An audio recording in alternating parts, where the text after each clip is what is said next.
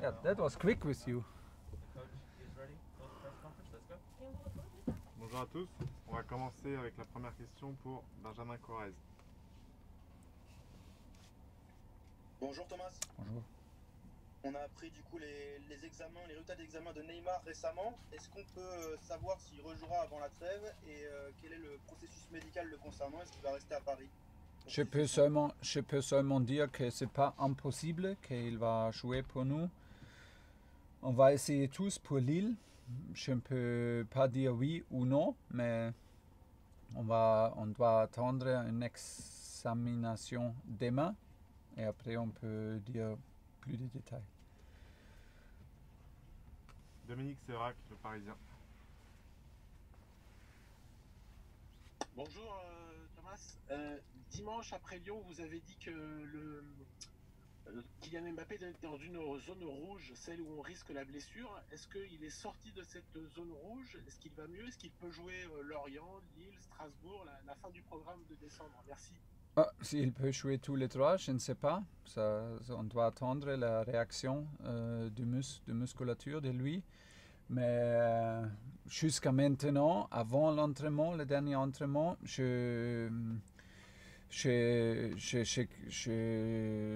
crois vraiment qu'il peut commencer demain pour nous. Mais pendant cette saison, on a eu beaucoup de surprises pendant les derniers entraînements et pour ça, je suis très prudent. Damien Degord, l'équipe. Bonjour Thomas. Bonjour. Quel était le risque de faire jouer Kylian Mbappé plus de 25 minutes dimanche dernier? Parce que je ne comprenais pas bien le fait qu'il joue 25 minutes soit moins risqué qu'il joue 45 minutes. Ah oui, c'est une question de fatigue de musculature et avec chaque minute, le risque monte, le risque augmente. Et les docteurs, ils ont expliqué que c'est le maximum de jouer 25 minutes et pas plus. Loïc Tanzi, RMC Sport. Bonjour Thomas. Depuis que vous êtes arrivé au Paris Saint-Germain, c'est pareil pour tous les entraîneurs du PSG. Il y a beaucoup de pression quand on est entraîneur du Paris Saint-Germain. Chaque défaite, chaque match nul est un peu vécu comme un cataclysme au PSG. Comment vous vivez avec cette pression? Comment vous gérez cette pression au quotidien avec vos joueurs? Avec mes joueurs, mais nous sommes, comme vous avez... Comment vous le gérez, vous? Comme vous avez dit, nous sommes habitués parce que c'est normal. On a les choses, je peux dire, c'est tout le monde pense que la pression est énorme, mais honnêtement, je travaille avec une équipe et je travaille avec une staff et pour moi personnellement, c'est la même chose. Notre attente de nous, ce sont les plus grands possibles. Pour ça, c'est pas possible de sentir une plus grande pression de vous ou d'extérieur ou des attentes d'autres personnes. C'est pas possible. Et à la fin, nous sommes responsables pour nous. C'est important qu'on reste avec nous et on reste avec avec des choses de qui on croit vraiment et on reste positif. On reste positif toujours. C'est du foot, c'est du sport et c'est un challenge et voilà, c'est ça. Alexandre Berthaud, France Info. Bonjour. Bonjour. Le club va rendre hommage à Gérard Houllier demain avant le match. Je voulais savoir si vous, personnellement, vous aviez étudié Gérard Houllier quand il était manager, ses tactiques, si vous avez influencé de quelconque manière dans votre carrière, quel message vous aviez apporté après sa disparition.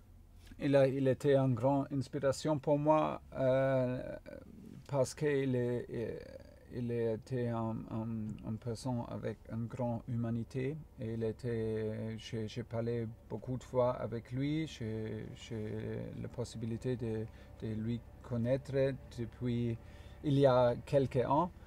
Et chaque fois on a parlé, il était toujours agréable, il était un collègue qui m'a supporté beaucoup, toujours très gentil, toujours humble. Et ça, c'était vraiment impressionnant pour un coach plus jeune. Et j'étais très surpris et très triste de son décès.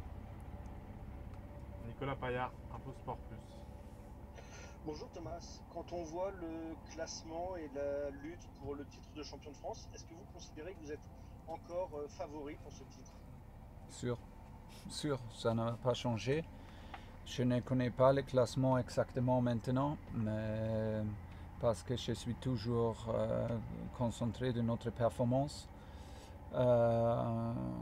C'était pas une performance assez pour PSG, c'est absolument clair le match dernier, mais nous sommes les favoris et ça va pas changer. C'est notre responsabilité qu'on a perdu trop de points, c'est absolument clair et il y a beaucoup de possibilités de faire mieux et c'est aussi nécessaire bien sûr.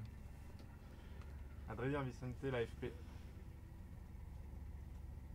Bonjour coach, dimanche vous avez parlé d'une grosse fatigue mentale de l'effectif. Comment on remédie à ça? Qu'est-ce que vous avez dit à vos joueurs?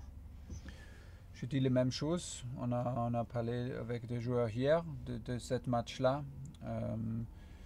Je reste avec mon analyse parce que j'ai vu c'était une grande décompression pour nous après la victoire du groupe en Ligue des Champions. Ça, c'était aussi pour moi personnellement. Peut-être c'était nécessaire de faire mieux, moi personnellement,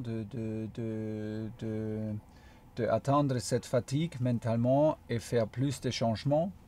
Mais j'ai pris la décision de rester avec les groupes sans beaucoup de changements parce que j'ai eu confiance et c'était le moment pour continuer dans la même manière. Mais on a manqué beaucoup et le plus important, on a manqué l'effort défensivement, l'effort et l'agressivité et la qualité défensivement en bloc et la manière comment on a défendu, ça suffit pas. C'était clair, il y a des raisons comme la fatigue mentalement, mais à l'autre côté, j'ai eu confiance que nous sommes habitués de jouer tous les 3 jours, que nous sommes habitués de gérer mentalement la pression. Et pour moi, c'était un bon moment de jouer contre une grande équipe, une forte équipe contre Lyon, mais honnêtement, je me suis trompé. Christophe Remise, Le Figaro. Oui, bonjour coach. 2 petites questions. Une sur Marquis, je voulais savoir si on allait le revoir d'ici à la fin de l'année. Et la deuxième sur le tirage de la Ligue des Champions, je voulais savoir ce que vous inspirait l'opposition avec le Barça. Oui, pas trop. C'est un tirage très difficile contre un des plus grands clubs en Europe, contre une équipe super forte, c'est clair. Mais aujourd'hui, c'est décembre et on joue en février. Ça veut dire que c'est trop tôt de parler en détail.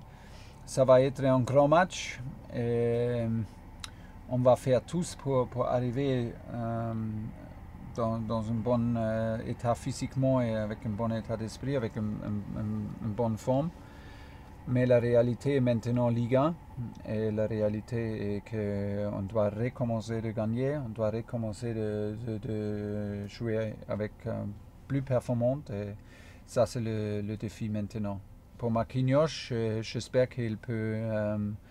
vraiment qu'il peut jouer contre Lille, ça c'est le but, l'objectif. Damien Degor, l'équipe. Oui Thomas, il y a certains joueurs qui jouent beaucoup moins, qui sont nettement moins titulaires que d'autres depuis quelques semaines. Je pense à Dagba, à Kurzawa, Herrera. Est-ce que par exemple, pour ne citer que, est-ce que ce sont des joueurs qui doivent demain contre Lorient montrer qu'ils méritent un plus gros temps de jeu. Oui, mais c'est comme ça. Hein. Il y a toujours dans un club comme PSG, il y a des gars qui ne jouent pas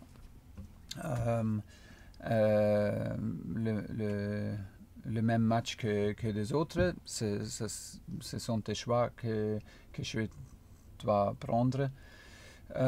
Mais je dois dire que contre Montpellier, par exemple, on a changé beaucoup. Ils ont fait un bon match avec une bonne énergie. On a vraiment forcé la chance pour nous.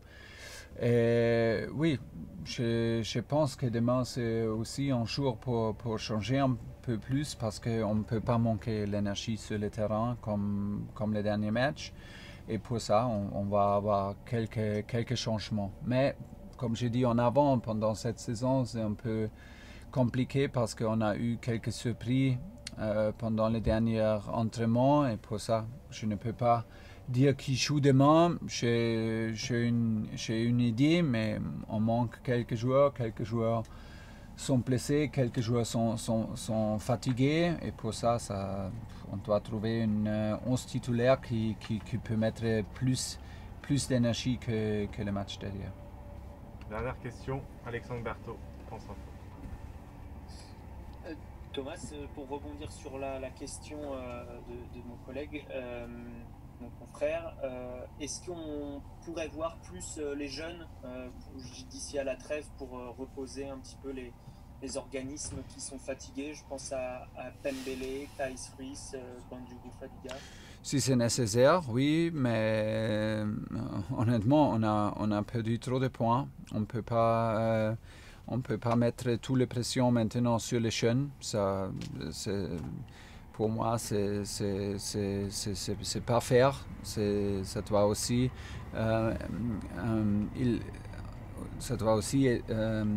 être une situation plus facile pour les jeunes. Pour jouer avec un bon sentiment, avec beaucoup de confiance, parce que ça c'est nécessaire. Mais ils ont toujours la possibilité, toujours, si on a, pour rentrer dans le match, et si ça c'est nécessaire qu'ils doivent jouer, on va laisser jouer. Mais au moment, c'est nécessaire qu'on a des gars qui sont plus fiables parce que plus expérientes qui doit commencer demain et voilà. Mais les jeunes, ils ont toutes les possibilités toujours. Merci, bonne journée.